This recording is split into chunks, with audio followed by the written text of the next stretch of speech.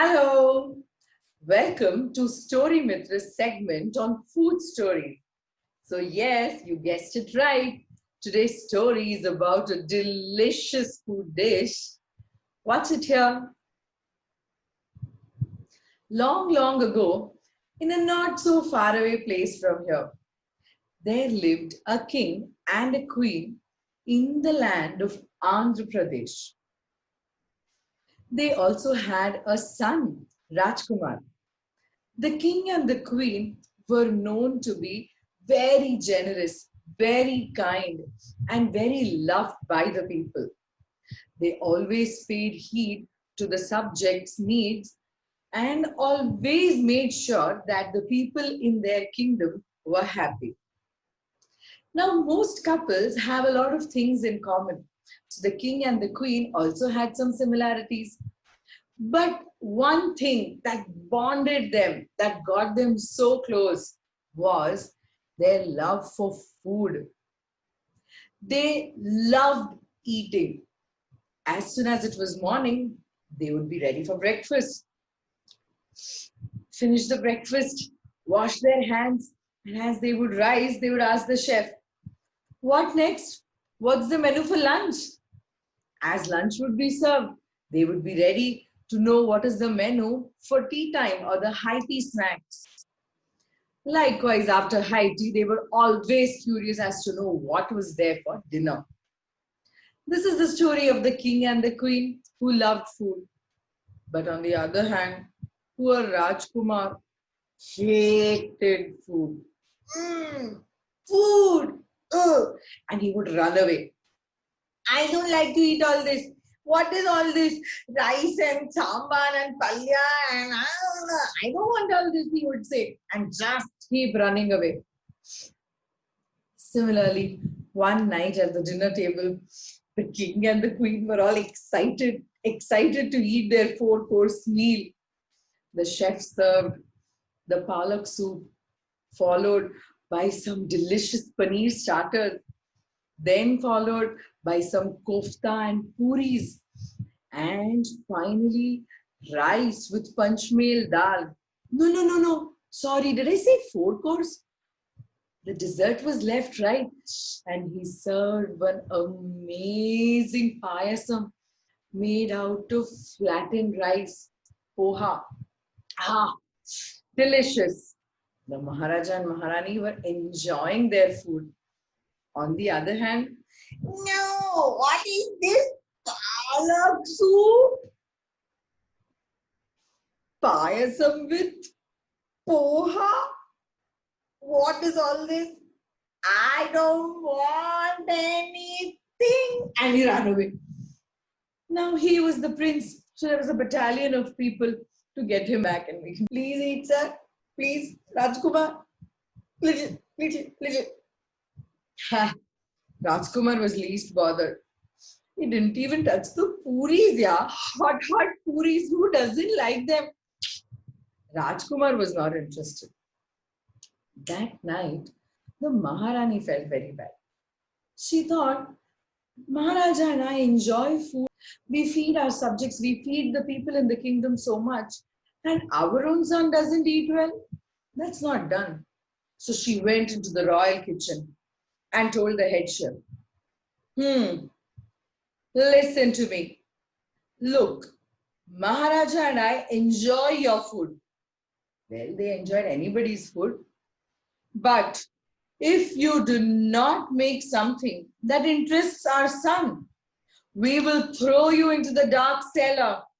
You will no more remain the head chef. You will only remain the head prisoner in the kingdom. Okay, Maharani. Okay, I will make something, said the old head chef, confused as to what could be made to feed the Rajkumar. Maharani went away, and the head chef had time only till the next morning to make something delicious. So he tried experimenting right from then, adding in some spices, adding in some lentils, adding in rice. flattened rice, puffed rice, different types of millets. Nothing seemed interesting enough to be served to the Rajkumar. Finally, in his sleep, holding some ladle full of batter, he dozed off.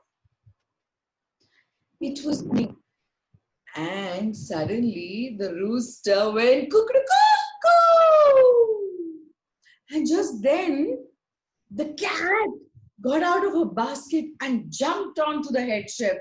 And he had some batter in the ladle which went into the pot of hot oil underneath, and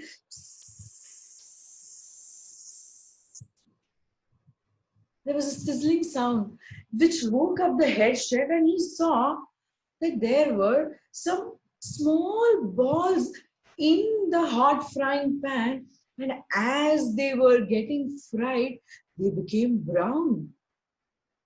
The chef was shocked as to what had actually happened, but when he took it out, he took a bite of it and realized that this was crispy on the outside and soft on the inside. How was it? It was crispy on the outside and soft on the inside. So he decided to make some more of these brown golden balls for Rajkumar and take it to him. And he did. At breakfast, the king and the queen were waiting eagerly for their breakfast of idli and puri sagu, of course, with sambar and chutney. And there sat our Rajkumar. I'm not going to eat anything, okay, Amma? Appa, I'm not going to eat anything. The Maharani thundered. Where is the head chef? He was to bring something for my son today.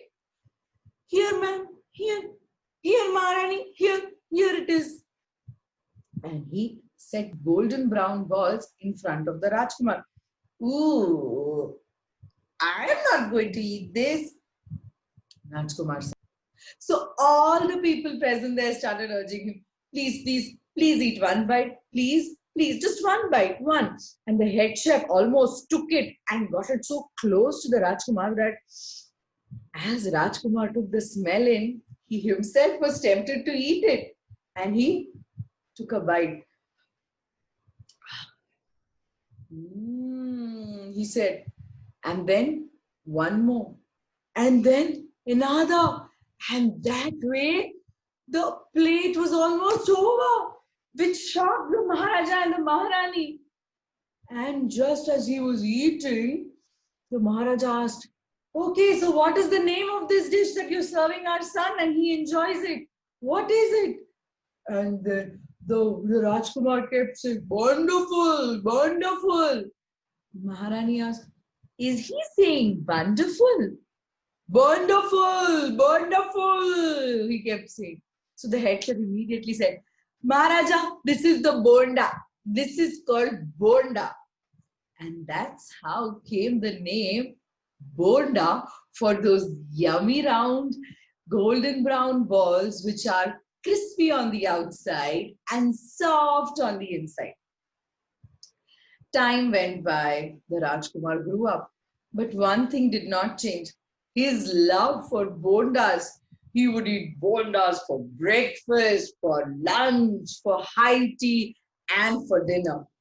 And not just him, the bondas became so famous in the whole kingdom that everybody started eating bondas. And as I told you, the Maharaja and the Maharani were such generous people. They set up bonda stands throughout the kingdom so that nobody went hungry. Naturally, everybody was very happy because their tummy was always full. Nobody was hungry. And by eating the bondas, one more thing happened. They kept eating bondas and they became like bondas. Everybody became nice and round and healthy and chubby bondas. Now, the place came to be known as Bondapalli. Yes, the place of Bondapalli in Andhra Pradesh got its name because everybody became like bondas. The happy people of Bondapalli traveled here and there. And that's when the people in the neighboring kingdom figured out that these Bondapalli people are always happy. The king of Guntur was a bit suspicious. What is the reason of their happiness? He thought. How can people be so happy all the time? And he decided to send his soldiers and attack Bondapalli to find out and to steal the reason of their happiness so that his people could remain happy. So he sent his soldiers to attack Bondapalli. And at Bondapalli, our Bonda prince, who had now become big, was eating bondas for breakfast. Suddenly, he got the message that there is going to be an invasion, there is going to be an attack from the Guntur soldiers. He decided and told his army chief, wait, let me go up and check what the situation is. Now, when he had to go to check what the situation is, he would take some time, He had to walk and reach the top. So he walked, and with a pair of binoculars, he saw. He saw the thin and lean and mean soldiers approaching Bondapalli. Right, right, left, left, right, left. And he told his chief, okay, now be ready for a cue when I say, and we need to attack those soldiers before they reach our palace. And just then, the head chef brought one plate of yummy bondas. Bondas! The Rajkumar couldn't resist and he took one bite. But just then, what happened, as I told you, he was right on top, he slipped. And instead of falling down the stairs, he started bouncing down the stairs. He had no place to fall. He could only bounce down. Prong, prong, prong. He bounced. What did the army chief think? He thought that this is the cue. So he got all the soldiers ready to bounce like the Rajkumar. Prong, prong. And they all went bouncing. As the thin, lean, mean soldiers were approaching, Bondapalli soldiers went bouncing and then rolling. Just imagine, they're bouncing and rolling down, whereas these thin, lean, mean soldiers stood here. What would have happened? The Bondapalli soldiers had crashed against the thin, lean, mean soldiers who were almost crushed under their weight. The others who saw this ran away from behind. And that's how the thin, lean, mean soldiers were defeated, even without putting up any major fight. Just then, because of this victory, the head chef came again with one plate full of bondas, which the Bonda prince and all his soldiers enjoyed. Poor thin and lean, mean soldiers looked and found out what the reason to the happiness was. And now they were also hungry. But the Bonda prince, kind and just like his parents, called them and served them also some bondas. And that's when the thin and lean, mean soldiers realized the secret of happiness of the people of Bondapalli. Bondas! And then they all sang, Bonda, Bonda, Bonda, Bonda, Bonda, hey Bonda. एक बूंदा मैं खाऊं, एक बूंदा आप खाओ, एक बूंदा हम सब खाए और बन जाए एक बूंदा, बूंदा, बूंदा, बूंदा, बूंदा, बूंदा. Hey, that's how came the bondas and the name of the place Bondapalli. Hope you enjoyed listening to this story from Tulika Books. And if you did enjoy listening to it, please do like, and share this video with your friends and family. And don't forget to subscribe to our YouTube channel, Story Mitra. Thank you. Bye-bye.